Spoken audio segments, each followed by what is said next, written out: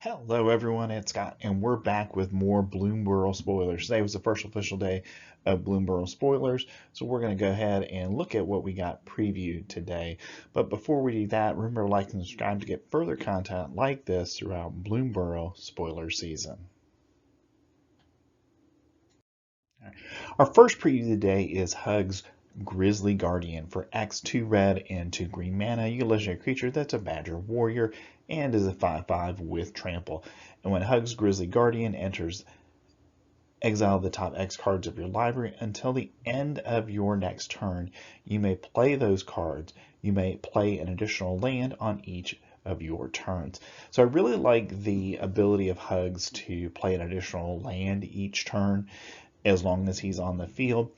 Plus that ability, particularly late in the game, where you can put a bunch of additional mana into Hugs and then exile 4 or 5 cards potentially. I think that's a really powerful ability in Standard. So I think Hugs has got a place. We'll just have to find the right deck for him.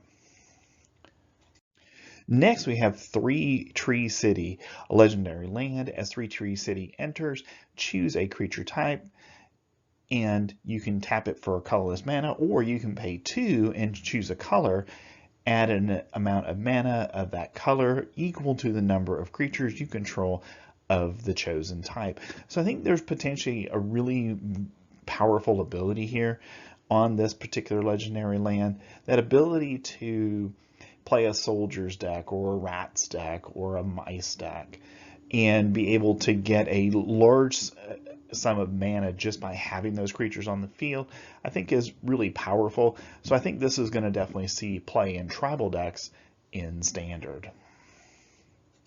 Next, we have 2 of the 8 Calamity Beasts from the set. The first is Maha. It's Feathers Knight for 3 and 2 black mana. You get a legendary creature that's an elemental bird. It's a 6/5 with flying and trample. It also has Ward of discard a card, which we know is a good ability because we've seen that in the past. And creatures your opponent control have base toughness of 1.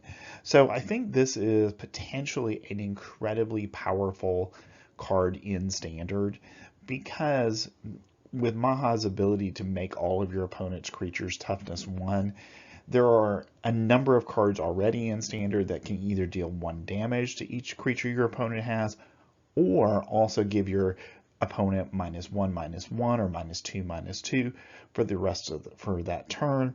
And that can, in essence, when you have Maha on the field, it's a one-sided board wipe that you're going to be able to do, which is a very powerful ability in Standard. Next, we've got Yigra, Eater of All for 3, a black and a green mana. You get a legendary creature that's an elemental cat and is a 6/6. It has Ward, and Ward for Yigra is Sacrifice of Food. So if your opponent doesn't have any food tokens, they cannot target Yigra. Other creatures are food artifacts in addition to their other types and have 2. Tap, sacrifice this permanent, you gain 3 life. And whenever a food is put into a graveyard from the battlefield, put 2 +1/+1 counters on Yigra, Eater of All. So very powerful card here that I think might be the top end of our Golgari deck that's already doing well in Standard. Because the ability to, in essence, anytime you use a food, you're going to be able to grow Yigra larger and larger, and it's going to be something that's going to be really hard for your opponent to deal with in most game states. Next, we have a couple of mythic rares from the set that were previewed today. The first is Garb, Calamity Beast Augur for a black, a blue, and a green mana. You get a legendary creature. It's a Frog Wizard Noble. It's a 2/4 and has Death Touch. And you may look at the top card of your library at any time, and you may pay lands and cast spells with mana value 4 or greater from the top of your library, and you can tap Garb to Surveil 2. So I think a very interesting card. We'll see if a deck forms in these colors. We haven't had one in a while that is in this particular color combination, so it'll be interesting to see if one does form. But I think Garb would fit into that deck if our Golgari decks that we currently had, if they splash a little bit of blue to get Garb, that ability to make sure that you can play extra lands from the top of your library, or you can cast spells with mana value 4 or greater from the top of your library, I think is a really nice ability. And because you can tap them to surveil, you can sculpt the top of your library and you'll know what you're getting most of the time when you have Garb in play. Next, we've got Ral, Crackling Wit for 2, a blue and a red mana. You can Legendary Planeswalker, Ral Zarant, with 4 loyalty. And whenever you cast a non-creature spell, put a loyalty counter on Ral, Crackling Wit. His +1 ability, create a 1/1 blue and red otter creature token with prowess. And for -3, you can draw 3 cards, then discard 2 cards. And for -10, draw 3 cards. You get an emblem with instants and sorceries you control have Storm. Whenever you cast an instant or sorcery spell, copy it for each spell cast before it this turn. So Ral is definitely a powerful Planeswalker card, and I think we're going to see an Is It Prowess stack form. We'll talk about another Prowess card later in the video today, but I really think we're going to see Ral there because he can create a 1/1 otter prowess creature every time. Plus, you're probably going to, we already have in our red decks that are using Slickshot Show Off and Monastery Swiftspear, a lot of instants and sorcery spells that they're using with those. So I think this goes well with those as kind of the top end of the curve for those decks. And it won't be hard to get to Ral's 10 in my mind. And then you'll be able to storm everything out. And being able to do that is going to be incredibly powerful in Standard. Next, we've got Alenia, Divergence Storm for 3, a blue and a red mana, legendary creature. That's an otter wizard and is a 3/5. And whenever you cast a spell, if it's the first instant spell, the first sorcery spell, or the first otter spell other than Alenia you've cast this turn, you may have target opponent draw a card. If you do copy that spell, you may choose new targets for the copy. So I really like the flexibility of this card to copy things. We really haven't seen a card like this in a while where basically the first instant or sorcery you cast, it's automatically going to get copied. And this goes really well with Ral's Storm ability if you can get to that point, because you'll be copying things naturally, and then Ral's loyalty will increase as you go quickly. And because of that, I think those 2 cards may form the basis of a deck, potentially in Standard. Next, we've got Camellia the Seed Miser. For 1, a black and a green mana, you can legendary creature that's a squirrel warlock. It's a 3/3 with menace, and other squirrels you control have menace. Whenever you sacrifice 1 or more food, create a 1/1 green squirrel creature token. And for 2, you can forage, and that would put a +1/+1 counter on each other squirrel you control. To forage, exile 3 cards from your graveyard or sacrifice a food. And again, this is another card where if we end up with a squirrel deck, this is a really good card for that deck in Standard. So I think we may see some tribal stuff built around this and some of the other squirrels that we'll see later on today and throughout the set. Next, we have Phineas Ace Archer for a green and a white mana. You can legendary creature that's a rabbit archer and is a 2/2. Vigilance and Reach are its abilities, and when Phineas Ace Archer attacks, put a +1/+1 counter on each other creature you control that's a token or a rabbit. Then if creatures you control have power 10 or greater, you get to draw a card. So Phineas, I think, fits into a token deck. Obviously, we're losing some of the big token generators that we've had because they're going to be things that are going to rotate. But I think Phineas is going to be a good build-around card for any either rabbit deck or tokens-based deck that we'll see in Standard. And we know there are a number of token-generating cards that are still there. And because of that, I think Phineas makes a great addition to any of those decks. Next, we have Castrol, the Wind Crested. For 3, a white and a blue mana, you get a legendary creature that's a bird scout, is a 4/5 with flying, and whenever one or more birds you control deal combat damage to a player, choose one. You may put a bird creature card from your hand or graveyard onto the battlefield with a finality counter on it, or put a +1/+1 counter on each bird you control, or you may draw a card. So again, this is another one of those top-end cards that we might see in a bird tribal deck. And again, I think this is the thing that is going to be key during Bloomburrow season is, can we actually get enough good cards to create solid tribal decks? If we can, then I think a lot of these cards are going to have a lot of standard playability. Next, we've got Clement the Warrior. For 1, a green and a blue mana, you get a legendary creature that's a frog druid. He's a 3/3 with vigilance. And whenever Clement the Warrior or another creature you control enters, return up to 1 target creature you control with lesser mana value to its owner's hand. Frogs you control have tap for green or blue mana. Spend this mana only to cast a creature spell.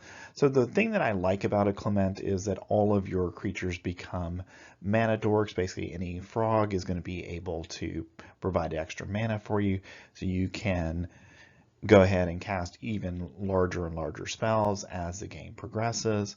The downside of it, though, is you're having to return something to your hand anytime you play a creature that has more mana value than one of those on the field. So that's the downside of the card. So we'll have to see if a tribal frog deck can take advantage of the additional mana abilities that frogs get, but we'll have to see how that plays itself out when we see more cards from the set. Next, we have Dream Do Entrancer. For 2, a green and a blue mana, you get a frog wizard. That's a 3/4 with reach.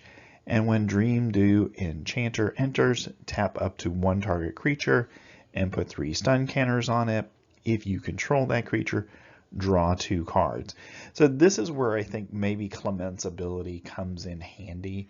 If you have cards that have good enter the battlefield abilities, then I think we may see more of Clement than I'm thinking is possible right now. But also the Simic colors just really haven't been strong in Standard really since War of the Spark. So I think we're going to have to get a lot more support for the Simic combo before we can say it really has something. Next, we've got Mira, Trash Tactician. For 1, a red and a green mana. You get a legendary creature that's a raccoon warrior who's a 2/4. At the beginning of your first main phase, add 1 red or green mana for each raccoon you control. When you expend 4, you gain 3 life. And whenever you expend 8, exile the top 2 cards of your library until the end of your next turn.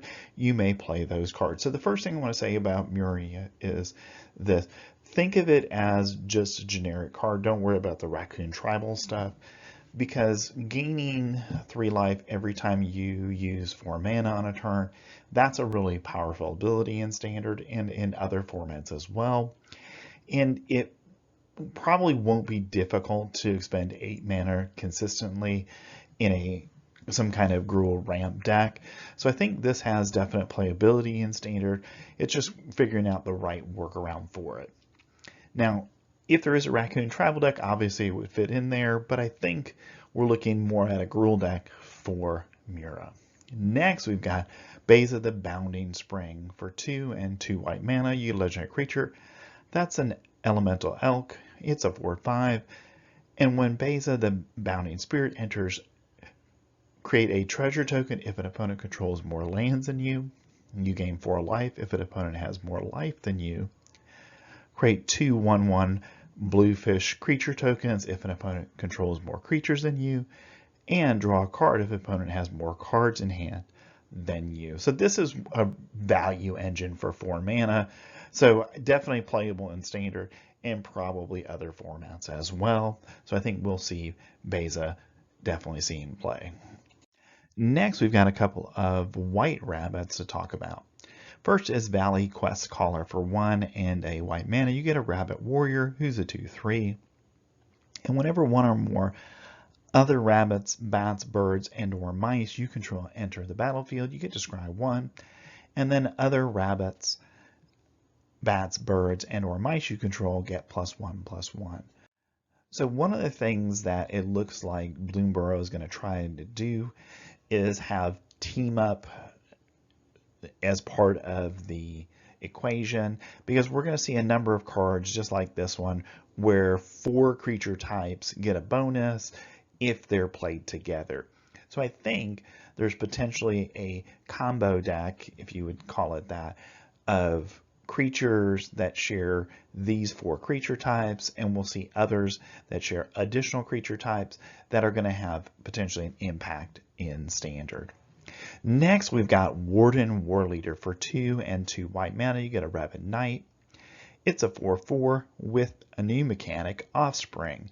An Offspring costs 2, and you may pay an additional 2 mana as you cast this spell.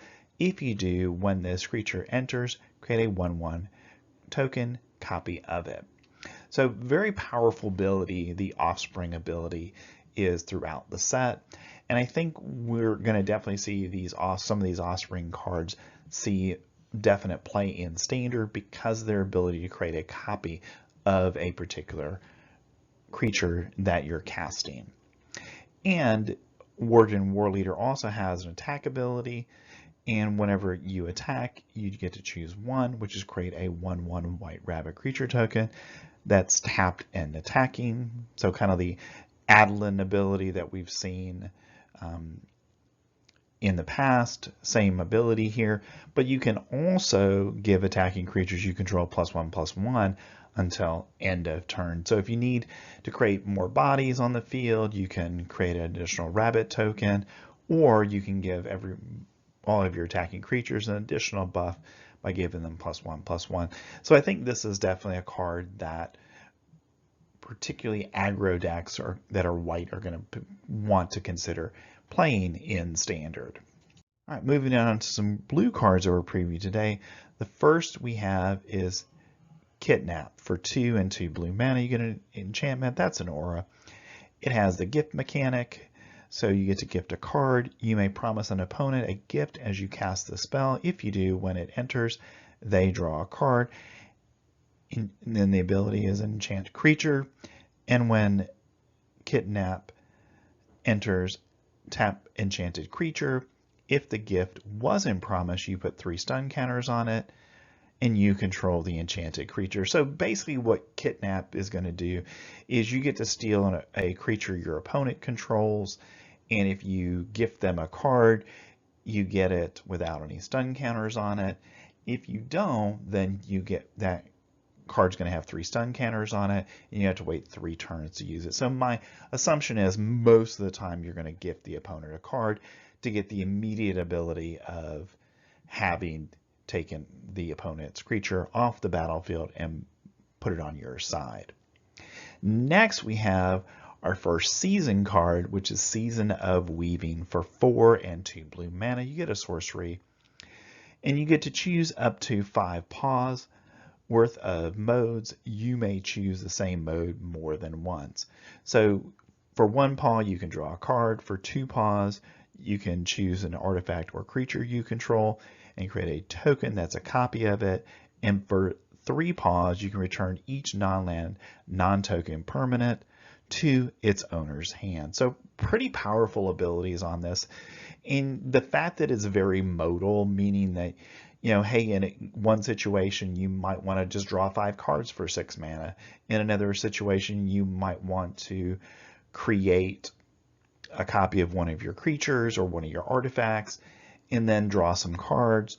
Or feel you're in a situation where you've got tokens on the field and you want to take advantage of the fact that your opponent doesn't, and you return all non-token permanents to its owner's hand, and basically it serves as a kind of blue board wipe for you. So I think there's definite playability for this in Standard. How many copies we're going to see is probably just a couple, but I think blue decks are going to want this potentially as a card that's very good card draw in the late game, but also that ability to copy things I think is also very nice as well.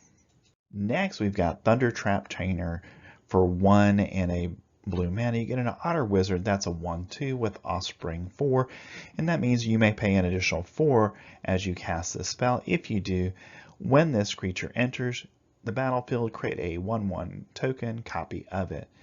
And when this creature enters the battlefield, look at the top 4 cards of your library. You may reveal a non-creature, non-land card from among them and put it into your hand.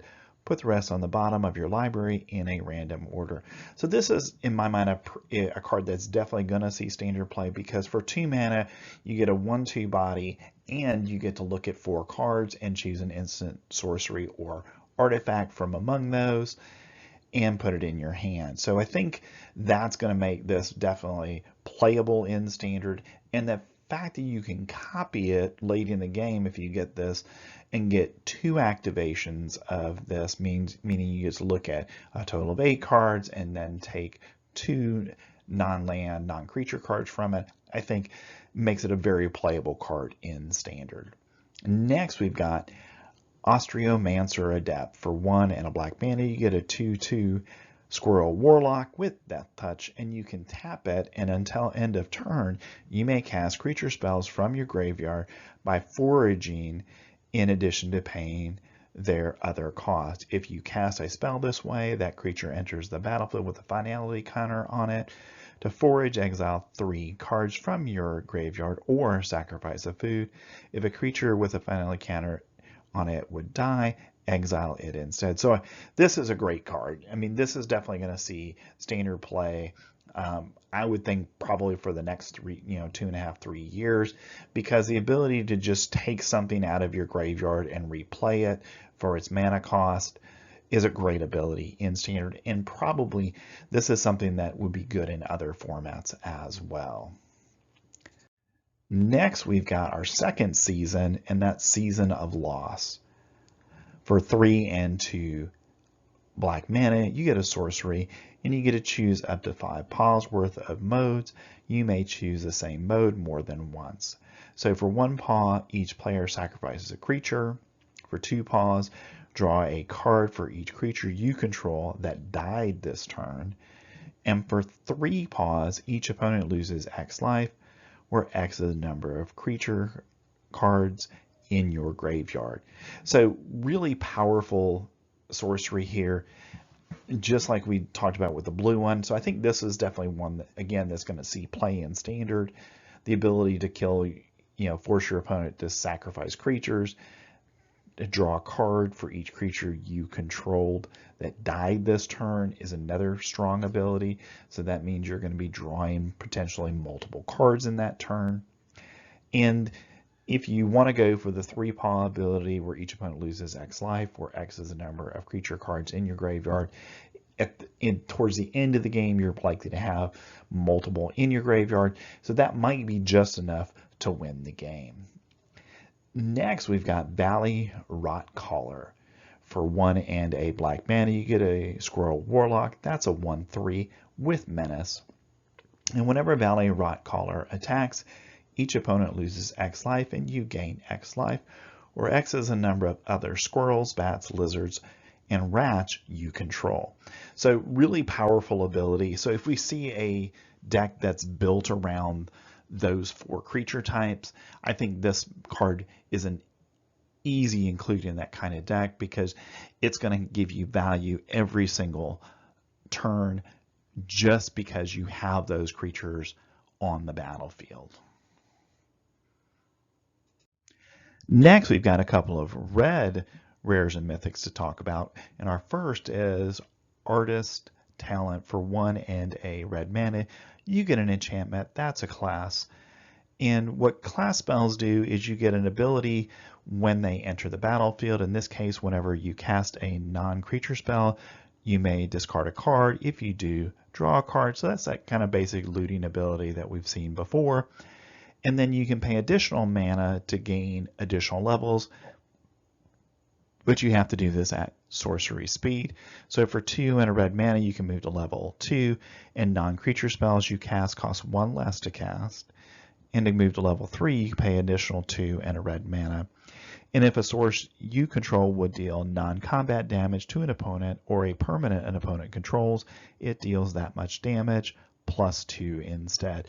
So if you can get this to level 3, then I think it's really powerful, because basically anytime you do damage to a creature that's non-combat damage, you're doing an additional 2 damage to it, which would help most of the red burn type spells kill things. So I think there's definite playability for that reason in this, and we'll just kind of have to see where this fits in standard. My thought initially is this is a sideboard card in red decks.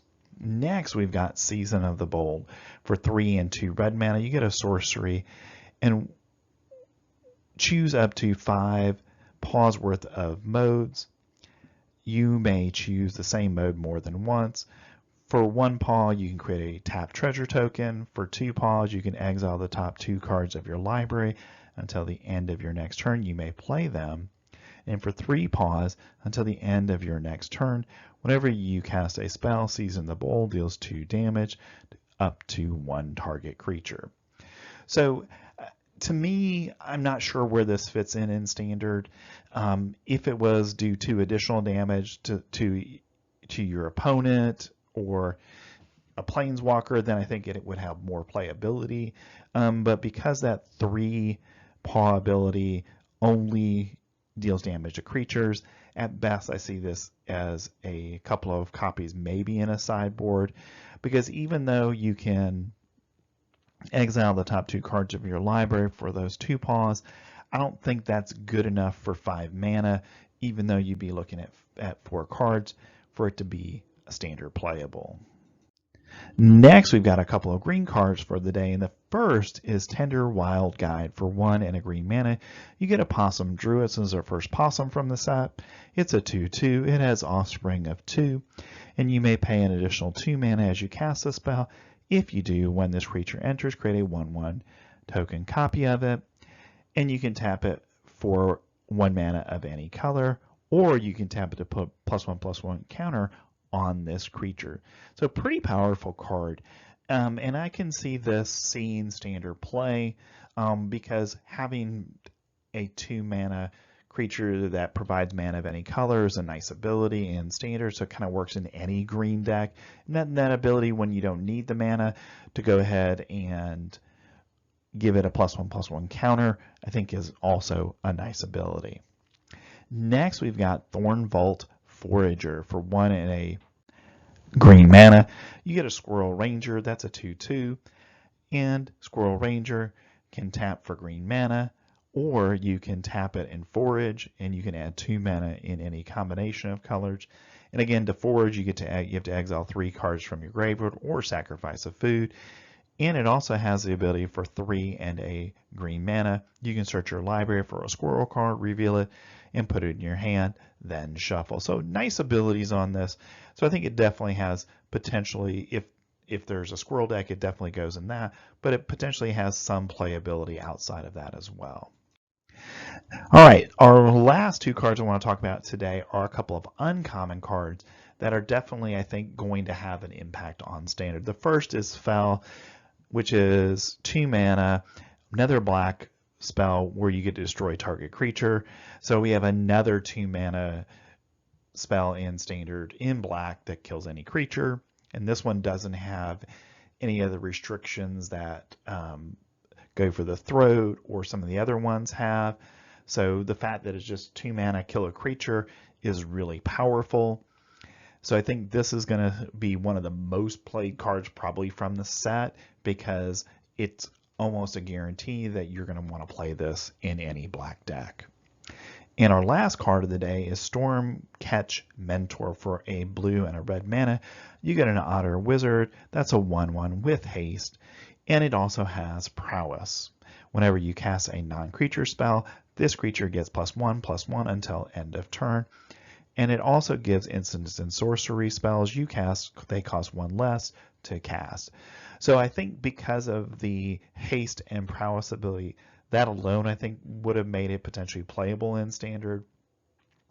But because it will also reduce the cost of your instants and sorcery spells, I think that's going to make sure that we have an Izzet prowess deck in Standard.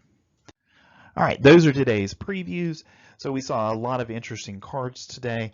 And I think as the set is previewed over the next week, I think we'll have a better idea where these cards fit into decks and fit into Standard as a whole. So thanks for staying to the end of the video. Leave a comment about what you thought was your favorite card of the day. And also remember to like and subscribe to get further content like this throughout Bloomburrow Spoiler season. Thanks. I'll see you next time.